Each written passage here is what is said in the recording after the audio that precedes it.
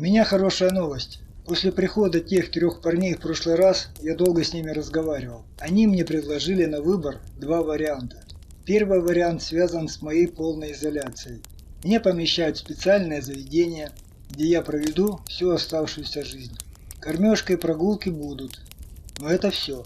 Я сразу отказался. Перспектива стать овощем или подопытным кроликом меня не устроила. Второй вариант был намного интересней. Я подписываю необходимые бумаги и становлюсь одним из работников секретной организации. В задачу таких, как я, входит обследование определенных мест.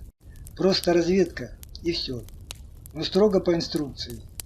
Работа опасная, даже очень, но хорошо оплачиваемая. Я сразу же согласился. Тогда я еще не знал, что нас называют смертниками. После подписи бумаг, которые я даже не читал, так, бегло просмотрел, меня перевезли за город, в какой-то двухэтажный особняк. Там мне дали какие-то таблетки, сказали принимать 3 дня, что я и делал. Агрессия моя сошла на нет. Уголек дремал где-то глубоко внутри меня. А через 3 дня меня поселили к моему напарнику, Лехе. На задание нельзя ходить одному, только парами или тройками. Вот так незаметно пролетали дни. Я подружился с Лехой. Его прежний напарник погиб.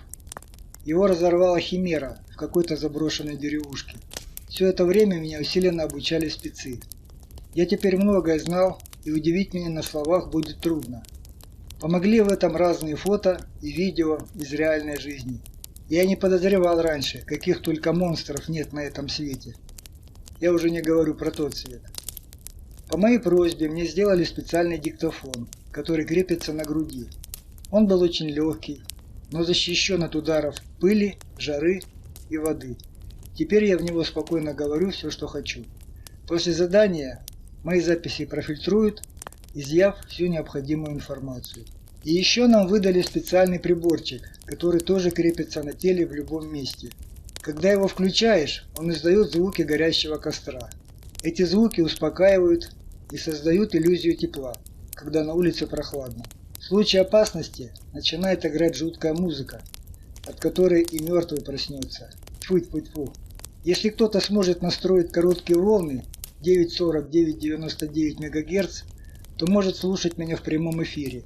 А так только после задания, если все пройдет нормально. Сегодня у меня первое задание. Первое дело, как я его назвал. Суть вот в чем.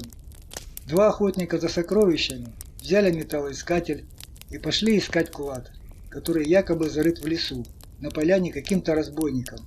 Тот в старину грабил купцов. Золото и драгоценности закапывал в тайниках. Парни карту купили, где указано место клада. Они и место нашли, и клад откопали. Небольшой такой сундучок, но тяжелый. Да только унести не смогли. Кто-то или что-то на них напало. Одному живот пропороло, кишки наружу, другому руку сломало и по спине проехалось. Сильно так проехалось. Хорошо ноги не зацепило. Они бегом к машине. Один руку сломанную держит, другой кишки зажимает, чтоб не вывалились. Однако обернуться оба успели и увидели, что поляна как нетронутая. Сундучка нет, везде трава растет, следов раскопок нет. У машины они и вырубились. Хорошо местный егерь проезжал. Он их и отвез в больницу в поселке, а там уже наши спецы подключились. Обо всем расспросили, карту забрали, машину ихнюю пригнали. Место осмотрели, никаких следов раскопок или борьбы. Даже нет следов крови, хотя егерь сказал, что они ее много потеряли. У него вся машина залита кровью была. Егерь сказал, что в этих местах раньше не было ничего подобного. Теперь мы с Лехой должны выступить в роли охотников за сокровищами. Прибор для поиска металлов нам выдали, дали пару армейских ножей, по бронежилету 2 класса, дали карту, лопаты, посадили в машину и пожелали удачи. И вот мы на месте, следуем точно по инструкции. Пострадавшие сказали, что клад они откопали примерно около 7 часов вечера. У нас в запасе есть еще 10 минут. «Ну что, Леха, готов?» – спросил я напарника. «Мне что-то страшновато». «Ничего, Женек, привыкнешь. Первый раз всегда страшно». «Интересно, за что Леха сюда попал?» Я как-то не расспрашивал его, а он меня. Так и не знаем, кто у нас внутри сидит. Нет, я-то знаю, у меня Уголек, а у него кто? Надо будет как-то поговорить на эту тему, но не сейчас. Ну все, пора. Женька, слушай внимательно. Треск огня не прекратится, когда музыка заиграет. А она должна заиграть. Мы взяли лопаты и пошли в лес, сверяясь по карте. И под веселый треск огня вскоре оказались на поляне. Совсем недалеко от дороги. Это радует. Я достал металлоискатель и начал ходить по поляне. Скоро услышал характерный звук в наушниках. Где-то здесь. Давай копать. Леха, я копаю, ты наблюдаешь за лесом. Потом меняемся. Леха достал нож и стал смотреть по сторонам. Я начал копать. Земля была мягкая и податливая, словно ее кто-то уже копал недавно. Похоже, что это были пострадавшие парни. Затем мы поменялись. Так не спеша и откопали тот самый сундучок. Вокруг было тихо и спокойно. Мы аккуратно достали сундук и поставили на землю. «Странно, ничего не происходит», — сказал я.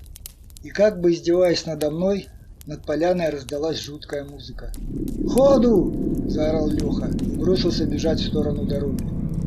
Я немного замешкался и увидел, как к поляне несется что-то черное. Что именно, я не разобрал. Я резко развернулся и бросился следом за Лехой, но после нескольких прыжков почувствовал удар в спину чудовищной силы. Меня бросило вперед. Краем глаза я успел заметить, как Леха уже почти добежал до машины. Я кувыркнулся и умудрился устоять на ногах.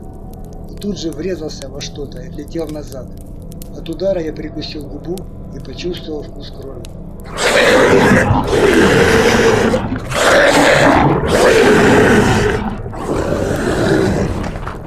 Передо мной стояла черная тварь.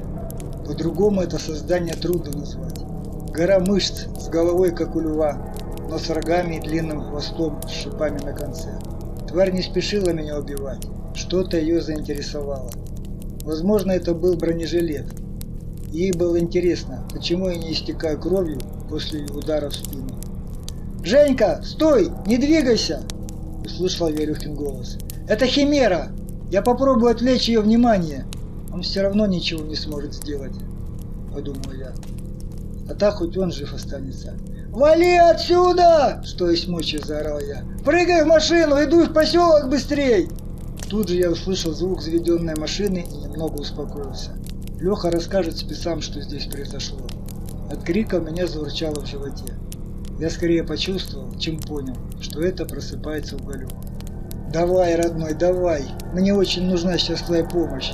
Химере надоело меня разглядывать, она медленно подняла свою мощную лапу и резко опустила мне на голову. К моему удивлению, она промазала. Рев твари раздался на весь лес. Еще один удар, и опять мимо. «Уголек!» – догадался я.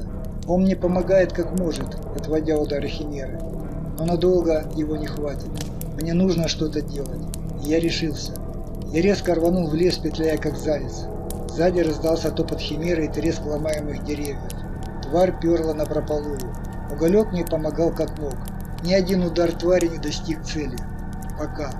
Я резко свернул влево к дороге и обернулся. Что-то резануло по щеке и ударило в челюсть. Я на ходу выплюнул несколько зубов с кровью и понял, что химера распорола мне щеку. Кровь заливала рот. Уголек выдохся. Мне надо самому защищаться. Из последних сил я бежал к дороге, сам не зная почему. Наверное, я надеялся на чудо. «Чтоб ты промазала! Чтоб ты споткнулась!» Кричала на весь лес, плюясь кровью, бившей фонтаном из разорванной щеки.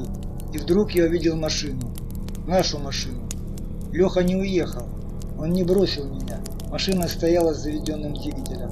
«Чтоб ты промазала! Чтоб ты споткнулась!» Радостно заорал я, несясь к машине. Но химера оказалась хитрее меня. После очередного виража она подбила мне ноги своим хвостом. Я кубарем покатился на землю совсем рядом с машиной. Тварь не спеша подошла ко мне и сорвала бронежилет, порвав его в клочья. Затем медленно приблизила к моему лицу свою голову. Из ее открытой пасти несло трупным запахом. Ну вот и все. Мое первое дело оказалось последним. Я закрыл глаза. Раздался вой химеры. потом какие-то непонятные звуки, и все стихло. Только успокаивающий треск костра. «Женька, ты живой?» Я открыл глаза и приподнялся на локте. Рядом стоял Леха, держа в руке нож. Он был весь залитый кровью и какой-то слизью. Недалеко лежала химера с отрезанной головой. Рогов на голове не было. «Это ты ее?» – удивленно спросил я. «Ну не совсем я, но это не важно. Второго напарника я не мог потерять. А рога где? Я их забрал как трофеи. В багажнике лежат. Не знаю, что за демон жил внутри Лехи, но я был очень благодарен ему. Ну что, поехали домой? А сундук? Может, забелем? Там здесь сокровища. Ну давай забелем.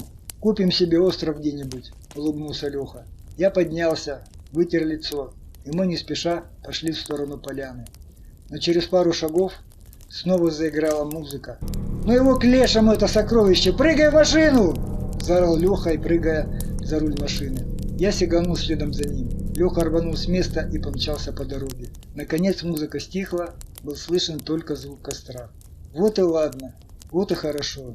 Зубы вставлю, щеку зашьют, думал я, выплевывая очередную порцию крови в открытое окно. Главное, что мы живы, и у меня такой замечательный напарник. А впереди еще много дел. Кто знает, может и я когда-нибудь спасу ему жизнь.